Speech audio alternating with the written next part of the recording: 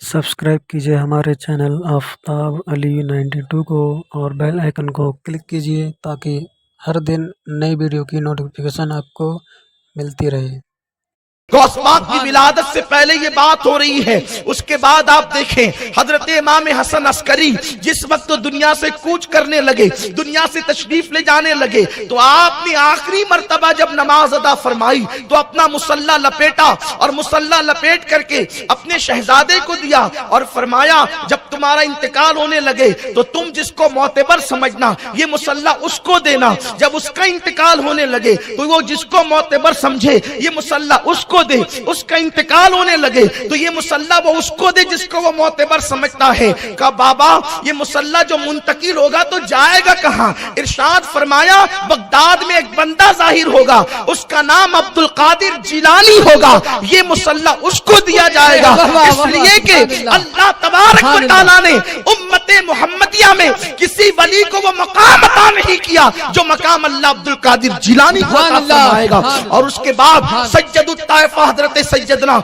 Junaid Baghdadi रज़ी अल्लाह ताला अन्हु बगदाद की मस्जिद के मिंबर पे बैठ के कहते हैं आज हमारी विलायत के डंके हैं, लेकिन इसी जमीन पर एक ऐसा जवान जाहिर होगा कि जो कहेगा मेरा कदम हर वली की गर्दन पर, तो सारे वली उसके आगे अपनी गर्दन को झुका देंगे। सरकार गौसुल आजम दस्तगीर रज़ी अल्लाह ताला पीराने पीर की शान ये है कि आपकी आमद से पहले ही गलगला हो रहा है कि सैयदुल औलिया आने वाला है, सैयदुल औलिया आने वाला है, वलियों का सुल्तान आने वाला है। और आप जानते हैं जब मेरे आका अलैहिस्सलाम माँ के पेट में तशरीफ लाए तो अंबिया आकर बशारत देते हैं कि तुम्हारे यहाँ आमिना, तुम्हारे यहाँ नबियों का सरदार आने वाला है। जब गौस पाक माँ के शिकम में आए तो इमामुल अंबिया खुद तशरीफ लाए, फरमाया उम्मतुल जब्बार तू वलियों के सुल्तान की माँ बनने वाली है। मेरे आका अलैहिस्सलातु व तशरीफ फरमाते हैं जब मैं माँ के पेट में 4 महीने का था हमल की शक्ल में, तो मैं लौहे महफूज पर चलने वाले कलम की आवाज को सुना करता था।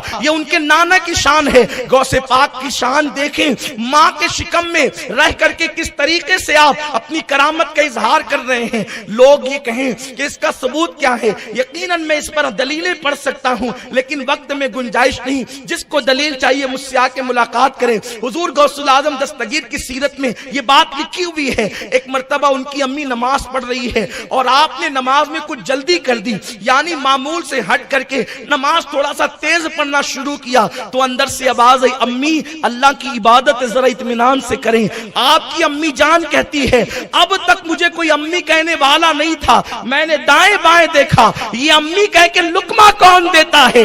ये मेरी पूरी गुफ्तगू आप तवज्जो से सुने, इसका ऐन बड़ा हसीन होगा, आपको पता चलेगा भी। अल्लाह अकबर, मेरे आका अलैहिस्सलाम के दीवानों तुम्हारी आंखें ठंडी होगी अभी। अल्लाह अकबर, गौसुल आजम दस्तगीर की अम्मी कहती है अब तक कोई अम्मी कहने वाला नहीं था, मैंने दाएं बाएं देखा, अम्मी कह के कौन पुकार रहा है। इसलिए कि अम्मी कहने वाले जो है वो यूं अचानक थोड़ी जमीन पर उबल आते हैं, ये आसमान से थोड़ी बरसते हैं। अम्मी कहने वाला 2 साल तक के दूध पीता है, तब कहीं जाकर लुकमत के साथ अम्मी कहता है, लेकिन अभी कोई दुनिया में ये अम्मी कहने वाला कौन है। तो कहती जब पेट की तरफ मैंने तवज्जो की तो मेरे शिकम से आवाज आ रही थी अम्मी अल्लाह की इबादत जरा इत्मीनान से करना, दुनिया हैरान है। अब्दुल कादिर का ये मकाम है तो नबियों के इमाम की शान का आलम क्या हो। नारे तकबीर, नारे रिसालत, जश्न गौसे आजम, निगरां सुन्नी दावत इस्लामी। रसूल पाक तशरीफ लाए तो मोहरे नबूवत लेकर के आए, गौसुल आजम तशरीफ लाए तो मोहरे विलायत लेकर आए। आप कहेंगे ये मोहरे विलायत आप कहां से लाए?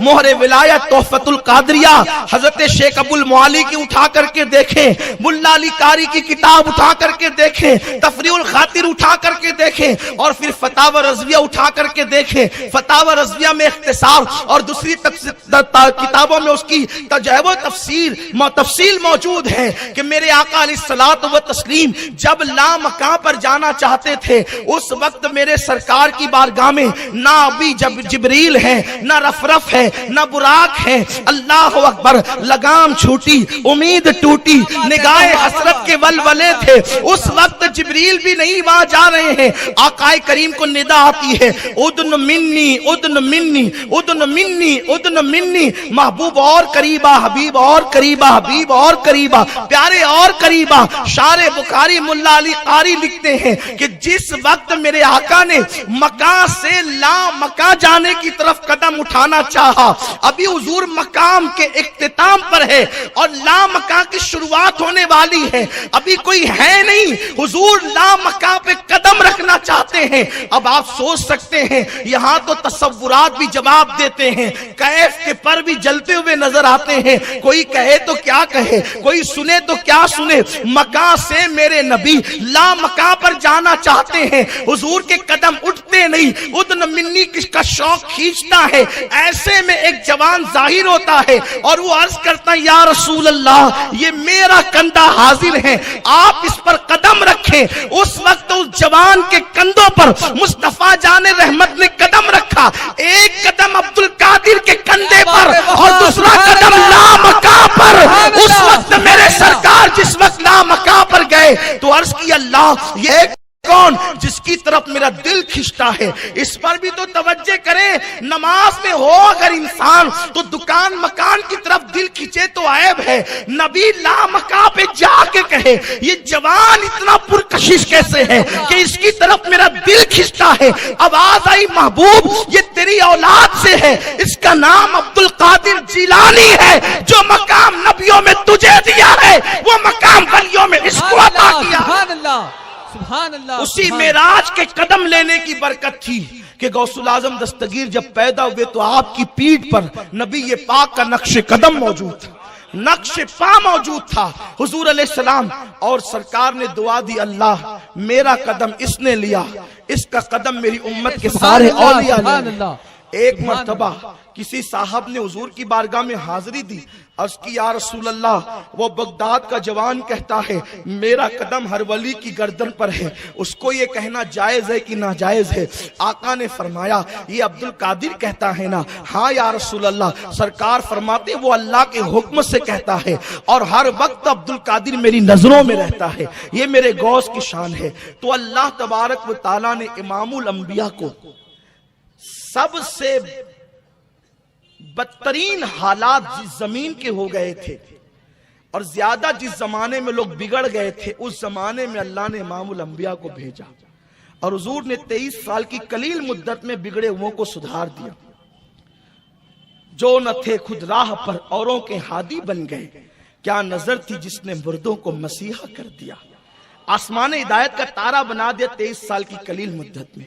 اور غوث پاک رضی اللہ تعالیٰ کو اس وقت ظاہر کیا جب اسلام کا نام تھا، اسلام نہ رہ گیا تھا، اسلام مرنے کے قریب تھا، ختم ہونے کے قریب تھا. کیونکہ اسلام تو ختم کبھی نہیں ہوگا، کیونکہ اللہ فرماتے ہیں هو الذی ارسل رسولہ بالہدی ودین الحق لیظہرہ علی الدین کلہ ولو کرہ المشرکون. یہ دین غالب ہو کر رہے گا، لیکن کبھی کبھی کمزور ہوا ہے. تو جب کمزور ہوا ہے تو طاقتوروں کو بھیجا گیا ہے. یہ خاص بات عرض کر رہا ہوں. اور یہ بھی سن لیں جب بھی دین کو ضرورت پڑی علی کے گھر کا فرد ہے. واہ سبحان اللہ. یہ خاص بات ہے. جب بھی دین کو ضرورت پڑی علی کے گھر کا فرد آیا. 61 ہجری میں جب دین کو زوال پذیر کرنے کی ضرورت آئی تو علی کے گھر کے 72 آئے. علی کے گھر سے آئے. جب 5ویں صدی میں دین مٹانے کی کوشش کی گئی تو بھی علی کا بیٹا عبد القادر جیلانی کو بھیجا گیا. ہندوستان میں اسلام کا پرچم لہرانے کے لیے علی کا بیٹا مسعود سالار غازی کو بھیجا گیا. اس کے بعد سرکار معین الدین اجمیری کو بھیجا گیا. اس کے بعد دلی پر محبوب الہی کو بھیجا گیا.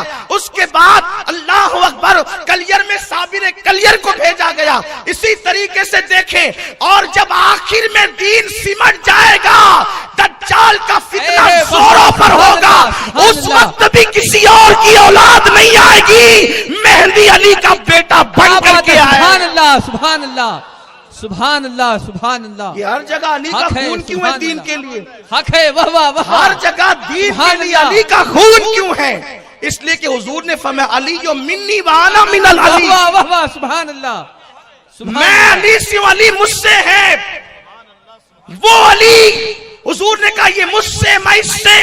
اور قرآن نے کہا نسانا و نساکم، اور اس کے بعد کا وانفسنا وانفسکم، اپنی عورتوں کو لاؤ اور ہم اپنی عورتوں کو لائیں، اور تم خود آؤ ہم خود آئیں. تو یہ انفسنا، تم اپنی جانوں کو لاؤ سبحان اللہ. ہم اپنی جانوں کو لائیں. سبحان اللہ. تو حضور نے بیٹوں کی حیثیت سے حسنین کو لیا، عورتوں کی حیثیت سے فاطمہ کو لیا، اور اپنی جان کی حیثیت سے اکیلے نہیں گئے بلکہ خود گئے، اپنی جان لے کر گئے. کیا بات ہے. علی کا نام جان مصطفیٰ ہے، حق ہے. واہ واہ. علی کا نام جان مصطفیٰ ہے. اسی لیے جان کی حیثیت سے علی کو لے کر کے گئے تو پتا چلا نبی کا خون علی کا خون ہے. یہ میں نہیں کہتا، فرمایا دم کا دمی لحم کا لحمی، علی تیرا خون میرا خون اور تیرا گوشت میرا گوشت ہے. تو چونکہ دین نبی نبی دین، دین نبی نبی دین، دین نبی نبی دین، مصطفیٰ برسا خیش لا کے دی ہماؤس اگر بہونا رسیدی تمام بولا بیس. اللہ کی سرتاب قدم شان ہے، یہ انسان ہے، انسان وہ انسان ہے. یہ قرآن تو ایمان بتاتا ہی نہیں، ایمان یہ کہتا ہے میری جان ہے یہ. تو جب بھی دین پر وقت پڑے گا تو دین کی کھیتی سوکھے گی. جب دین مرنے لگے گا، دین خطرے میں ہوگا، تو اس کو خون چڑھانے کے لیے وہی خون چاہیے جو اس کا گروپ ملتا سبحان ہو. اللہ سبحان اللہ. گروپ، سبحان اللہ. کوئی مریض مرتا ہے تو اس وقت ڈاکٹر کہتا ہے یہ مرے گا اگر اس کو خون نہ چڑھائیں. تو نانی نانا پھپھا پھپھی دادا دادی نصاب اٹینشن ہو جاتے ہیں، اس کو خون چڑھانا ہے.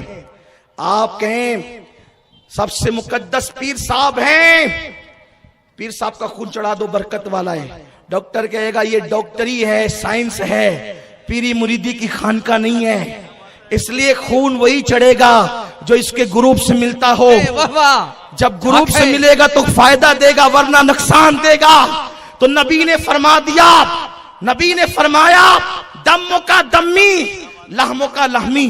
حضور اور صحابہ کو بھی کہہ سکتے تھے ہر صحابی ہمارے سر کا تاج ہے. حق ہے. حق ہے. جو کسی صحابی کی توہین کرے وہ سنی ہو نہیں سکتا.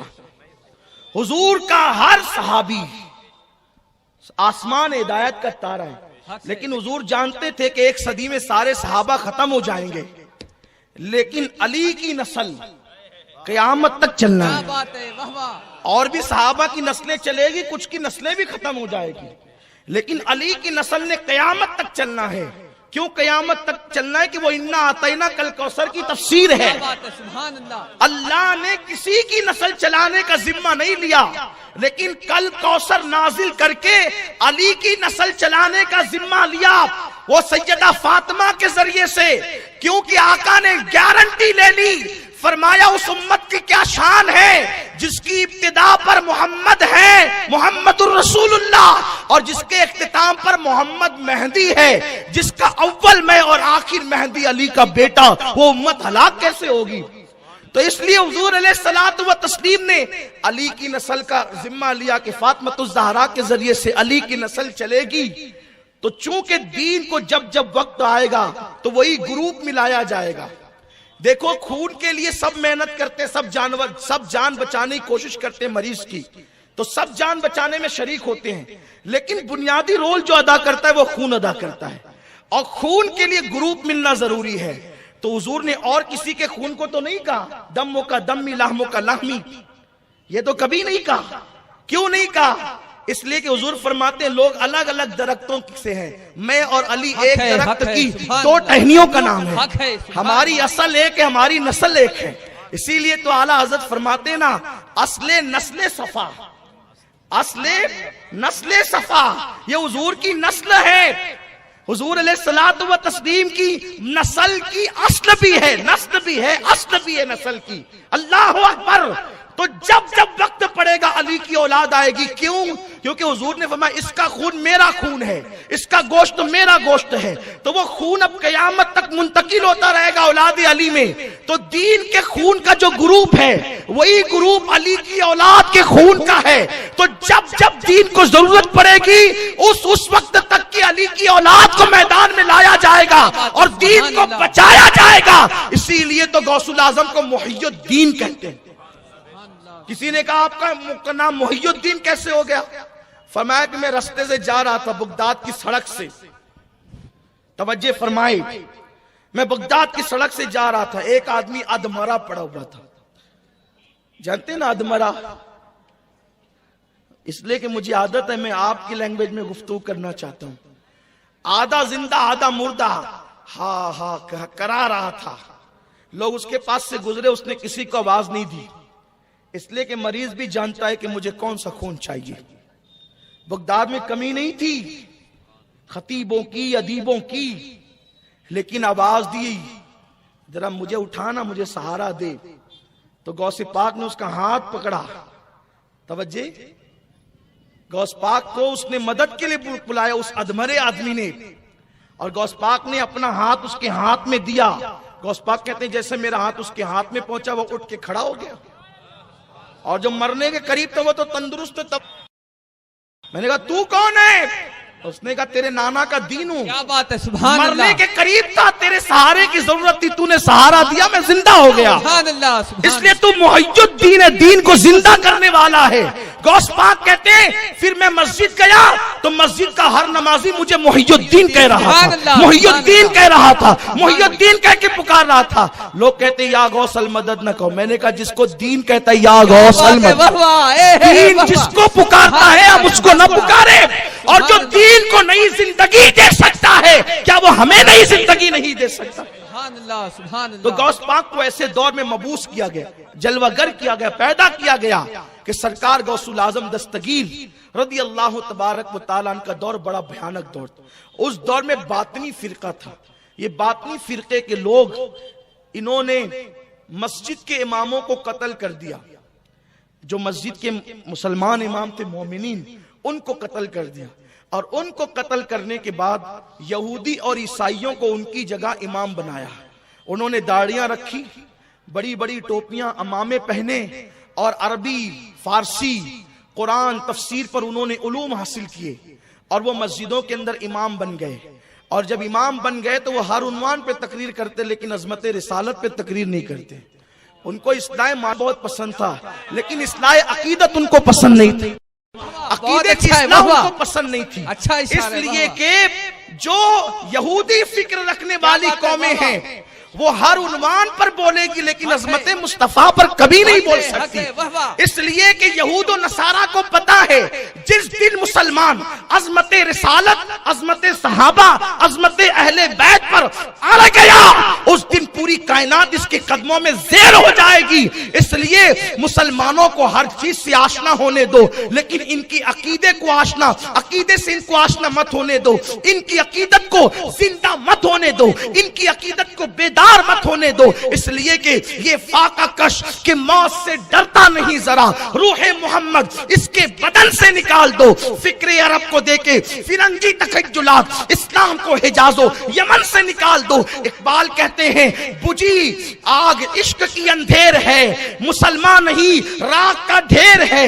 जब तक मुसलमानों के दिल में इश्क मुस्तफा मौजूद है, मुसलमान मुसलमान है। जिस दिन उसके दिल से इश्क मुस्तफा की आग बुझ गई, अब वो मुसलमान न रह गया, वो राख का ढेर हो गया। राख के ढेर को आप हवा में उड़ा दो, पैरों तले कुचल दो, दरिया में बहा दो, उसको कुछ भी करो, अब वो कुछ कर नहीं सकता। इसलिए कि राख के ढेर में कोई ताकत طاقت ہی نہیں ہوتی، کوئی قوت ہی نہیں ہوتی. قوت تو اس کو ہوتی ہے جس کے دل میں عشق مصطفیٰ ہوتا ہے. یاد رکھیں شام و یمن کی تباہی کے تانے بانے آج نہیں 1 صدی پہلے سے بنے جا چکے تھے، بلکہ اس سے پہلے سے بنے جا چکے تھے. اقبال نے کم و بیش 1 صدی پہلے رونا رویا تھا فکر عرب کو دیکھے، فرنگی تخیلات، اسلام کو حجاز و یمن سے نکال دو. ہر بات کی گئی لیکن عشق مصطفیٰ کی بات کبھی نہیں کی گئی، عظمت رسالت کی بات کبھی نہیں کی گئی. ایسا ہی دور آ گیا تھا غوث الاعظم دستگیر کے وقت میں کہ مسجدوں کے اندر امام اللہ اکبر دنیا دار تھے. یہود و نصارہ کو امام بنا کر کے رکھ دیا گیا تھا. وہ ہر عنوان پر بولتے تھے لیکن عقیدت پر نہ بولتے تھے، عقیدوں پر نہ بولتے تھے. اور پھر کیا ہوا؟ جب بولنے والوں کی زبان میں تاثیر بھی تو چاہیے، جب دل میں عشق نہیں تو پھر انسان کس طریقے سے سوچ کی بات کرے گا؟ تو کیا ہوا؟ تقریریں تو تھی لیکن روح تقریر نہ تھی، نمازیں تو تھی روح نماز نہ تھی، روزہ تو تھا روح روزہ نہ تھا، زکات دینے کا ایک تھوڑا سا تصور تو تھا لیکن روح زکات نہ تھی. اس کا مطلب یہ تھا فلسفہ رہ گیا، تلقین غزالی نہ رہی، رہ گیا رسم اذاں، روح بلالی نہ رہی. یہی وقت آ گیا تھا جب دلوں کی دنیا اجڑی ہے. اس وقت صوفیاء کرام جلوگر ہوئے ہیں اور انہوں نے تصوف کا رنگ لوگوں کے دلوں پر چڑھایا ہے اور ان کے اندر انقلاب پیدا کیا ہے. غوث الاعظم دستگیر کا دور وہ خطرناک دور تھا. ایک مسلمان سیٹ اور مالدار کے گھر میں 800 لڑکیاں گانے والی ہوتی تھی، 300 لڑکیوں کے ساتھ زنا کیے جاتے تھے. اگر میری زبان اس خوف سے ڈرتی کہ کسی کی غیبت ہو جائے گی تو میں ان لوگوں کے نام بھی لیتا، لیکن مجھے اس پہ ڈاؤٹ ہے کہ وہ لوگ واقعی مسلمان تھے یا جعلی مسلمان تھے. میں نے پڑھنے میں ابھی اس کی تحقیق نہیں کی لیکن تاریخ بتاتی ہے اس دور کی تاریخ 5ویں صدی ہجری کی تاریخ. وہ تاریخ کیا ہے پتا ہے؟ ایک مالدار کے گھر میں 800 لڑکیاں گانے والی، 300 لڑکیوں کے ساتھ زنا. اور وہ لڑکیاں کون ہوتی تھی پتا ہے آپ کو؟ وہ لڑکیاں اللہ اکبر یہودیوں کی بیٹیاں ہوتی تھی، عیسائیوں کی بیٹیاں ہوتی تھی. وہ مسلم بادشاہوں کو پوری رات شراب پلاتی تھی اور وہ گانے میں مصروف رکھتی تھی. اس لیے کہ تباہ ہونے والی قوم کا انداز ہوتا ہے کہ دولت کے نشے میں چور ہو کر لوگ اپنے مذہب کو پیٹ کے پیچھے ڈال دیتے ہیں، لوگ اپنے مسلک کو پیٹ کے پیچھے ڈال دیتے ہیں. لوگوں کو دولت نظر آتی ہے، لوگوں کو اقتدار نظر آتا ہے، لوگ حسن میں ڈوب جاتے ہیں، لوگ شراب و شباب میں ڈوب جاتے ہیں. جب کوئی شراب میں ڈوب جائے پھر اس کے دل میں ماں کے لیے عظمت نہیں رہتی تو اس کے لیے دین کے لیے اس کے دل میں کیا عظمت ہوگی؟ اپنی اولاد کے لیے اس کے دل میں کیا عظمت ہوگی؟ جو زنا میں ڈوب جائے، جو اللہ اکبر شباب کا دل ڈالا ہو جائے، پھر وہ اتنا بے غیرت ہو جاتا ہے کہ پھر وہ اپنی بیٹی کی آبرو سے بھی بے فکر ہو جاتا ہے. تو جس کو بیٹی کی آبرو کی فکر نہ ہو تو پھر وہ قوم کی بیٹیوں کی آبرو کی فکر کیا کرے گا؟ اس لیے کہ نگاہیں جب مقدس ہوتی ہے تو انسان ہر بیٹی کو اپنی بیٹی سمجھتا ہے. نگاہوں میں جب تقدس ہوتا ہے تو اس کی نگاہیں حیا سے جھک جاتی ہے. غوث الاعظم دستگیر نے یہ ماحول دیکھا، 800 مالداروں کے گھروں میں گانے والی عورتیں، 300 زنا کے لیے بادشاہوں کے محل میں، ان کے حرم میں 500 یہودی عیسائی لڑکیاں. یہ ماحول دیکھ کر سرکار غوث الاعظم دستگیر نے ان کو تنبیہ فرمائی. اس سے پہلے کہ میں غوث پاک نے جو تصوف کے انداز کے ساتھ، صوفیانہ لب و لہجے کے ساتھ ان لوگوں کی اصلاح کی ہے،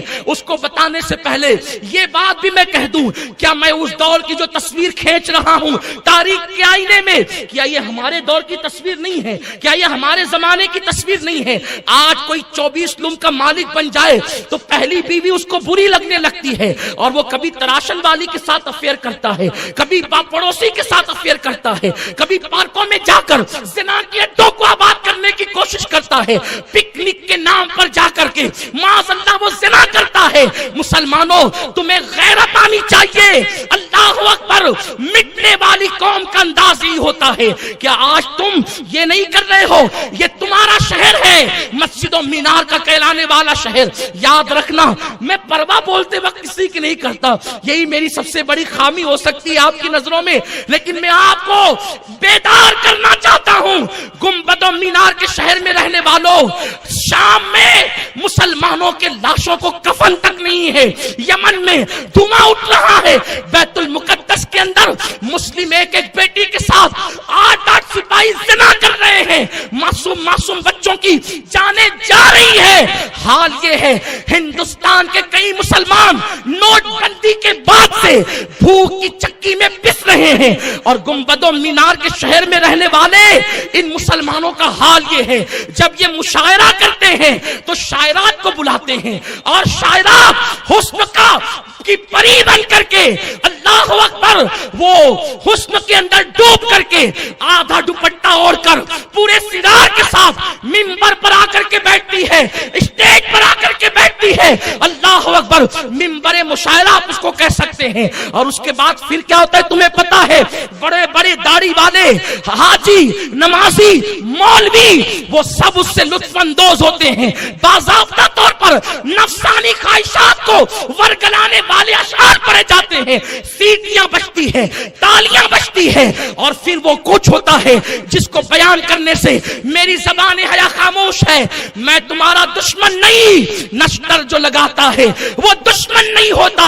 اگر تم اسی طرح ڈوبے رہے تو آپ جانتے ہیں ہندوستان جو ہاتھ سے گیا ہے اس کی وجہ کیا ہے۔ پوری رات بادشاہ وقت مشاعروں میں ڈوب جاتے تھے، مجرے میں ڈوب جاتے تھے، نچنیوں پر پیسے لٹائے جاتے تھے، اور پھر ہندوستان مسلمانوں کے ہاتھ سے چھین لیا گیا۔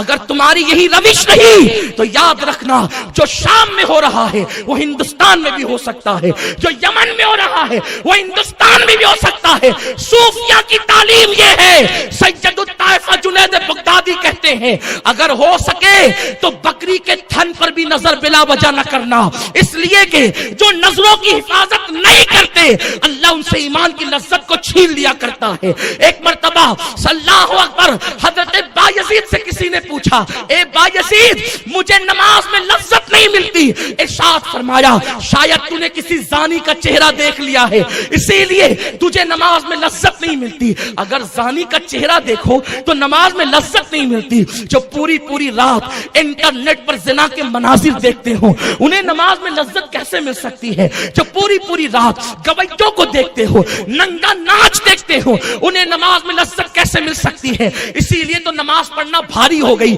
یاد رکھو جن کو نماز کی لذت ملی ہے وہ 18 سال کا علی اکبر لٹا کر، 6 مہینے کا علی اصغر لٹا کر، 19 سال کا قاسم لٹا کر جب لہو لہان ہوتا ہے تو اولاد یاد نہیں آتی بلکہ سجدہ یاد آتا ہے۔ جن کو نماز کی لذت ملی ہے انہوں نے شان سے عبادت کی ہے، جن کو نماز کی لذت ملی ہے۔ میرے مولا نے علی مرتضیٰ نے کہا اگر اللہ مجھے کہے کہ جنت میں جا یا 2 رکعت پڑھ تو میں جنت میں جانے پر 2 رکعت کو ترجیح دوں گا، اس لیے کہ جنت میں میری خوشی ہے، 2 رکعت میں میرے رب کی خوشی ہے۔ جن کو نماز کی لذت مل گئی وہ غوث الاعظم دستگیر عشاء میں وضو کر کے عشاء پڑھتے، اسی وضو سے فجر پڑھتے، اور عشاء اور فجر کے درمیان 1000 رکعت نماز پڑھتے۔